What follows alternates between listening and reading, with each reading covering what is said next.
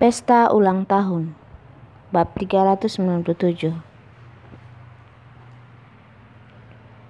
Rila kecil melihat lagi kalungnya. Dia hanya merasa jika bentuk segitiga sangatlah lucu. Dia tersenyum dengan sangat manis. "Kakak, kamu menunduk."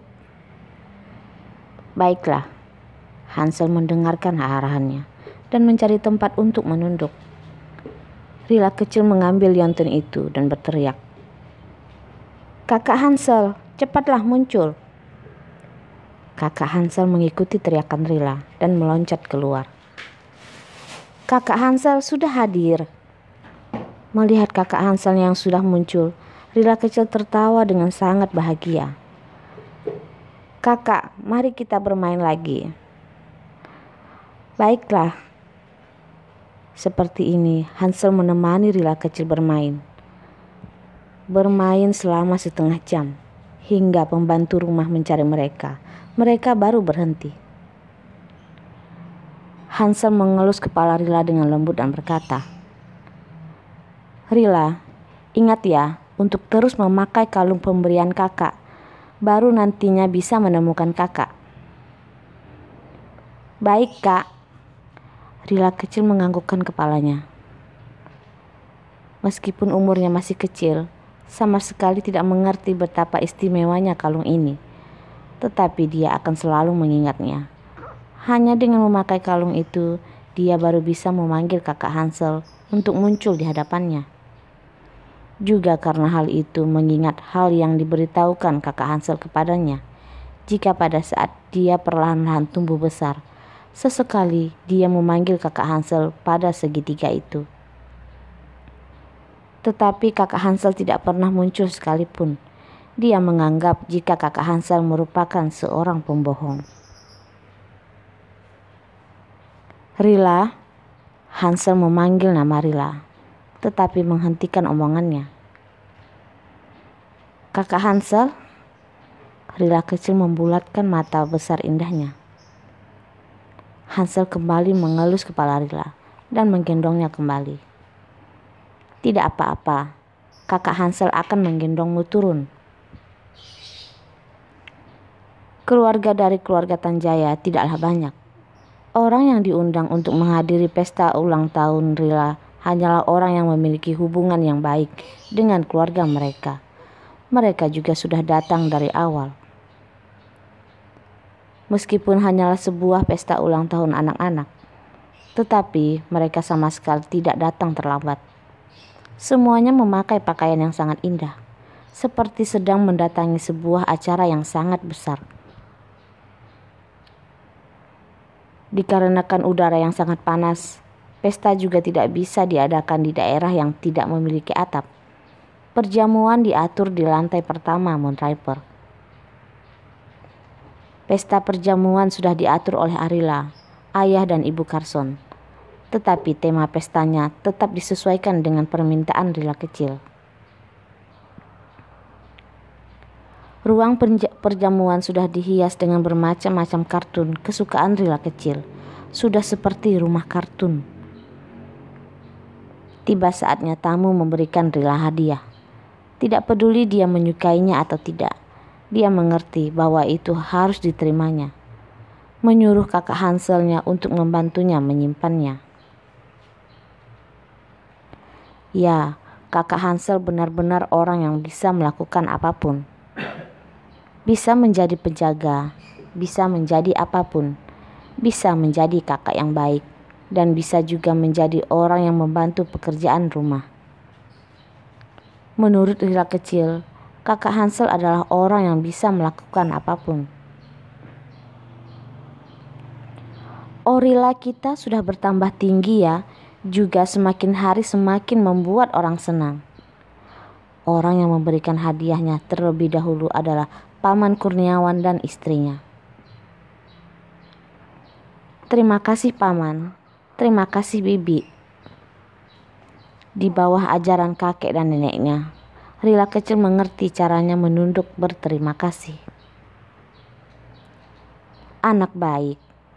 Paman Kurniawan baru saja menjulurkan tangannya ingin mengelus kepala Rila. tetapi dia sudah menunduk terlebih dahulu. Kepalanya bukanlah kepala yang bisa dipegang oleh semua orang. Paman Kurniawan tidak akan membuat perhitungan dengan anak-anak. Melihat ayah dan ibu Carson berkata dengan bahagia, "Orang keluarga Tanjaya sangatlah hebat. Gen dari Carson dan Arila juga begitu baik. Bisa melahirkan anak yang begitu lucu seperti Rila. Di dunia ini selamanya tidak akan bisa kekurangan orang yang suka mengurusi masalah orang lain. Tetapi Paman Kurniawan sama sekali tidak memiliki maksud lain." Keluarganya dan keluarga Tanjaya sudah berhubungan sejak lama. Keluarga mereka dipenuhi oleh berkah.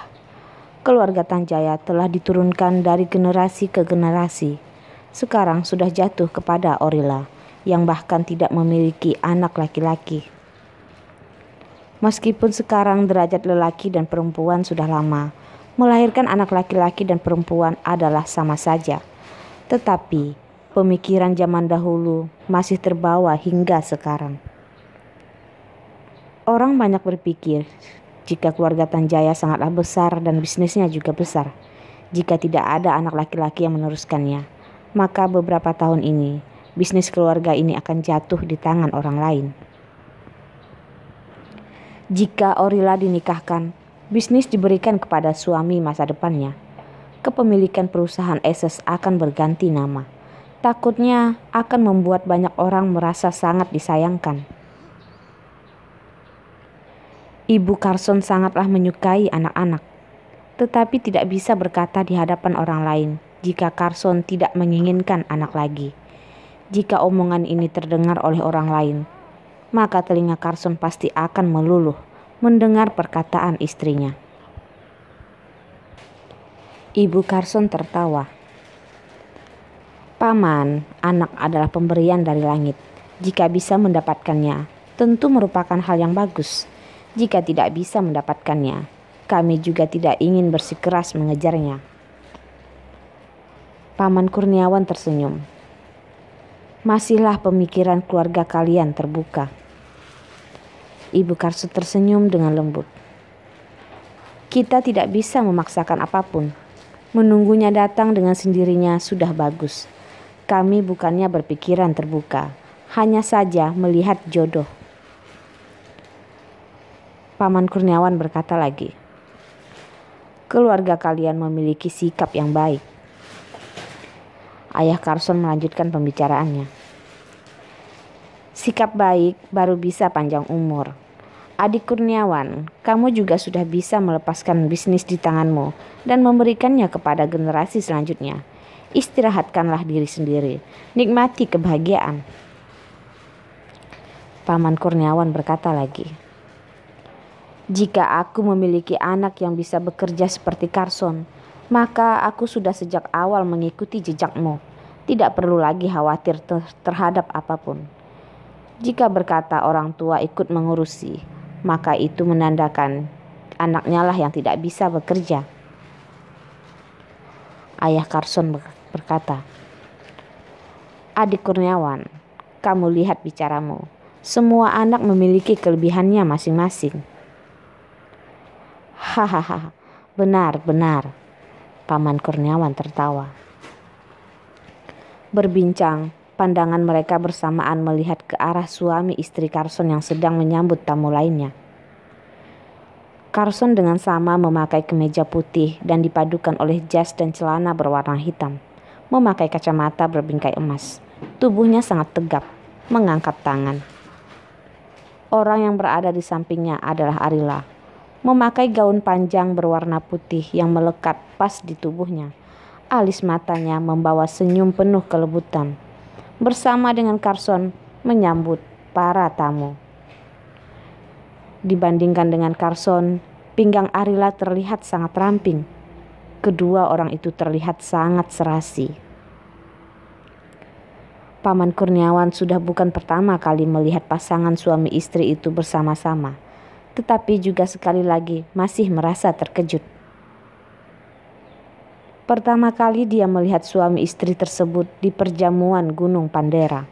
Malam itu, dia melihat kedua orang itu muncul, membuat orang merasa kagum, sama seperti sekarang. Orang-orang yang berada di sana pada hari itu melihat mereka merasa begitu terkejut hingga tidak bisa mengeluarkan suara apapun. Lalu pada akhirnya terdengar suara pujian. Pada saat kedua kalinya dia bertemu dengan mereka beberapa tahun yang lalu di kediaman rumah Tanjaya. Carson yang dulu dan sekarang tidak memiliki perbedaan, sudah sangatlah dewasa. Dan juga Arila tidak memiliki perbedaan, wajahnya tidak berubah, tetapi auranya bertambah menjadi lebih dekat. Ditambah lagi berdiri bersama dengan Carson, hanya bisa menggunakan batu berharga untuk menggambarkan mereka.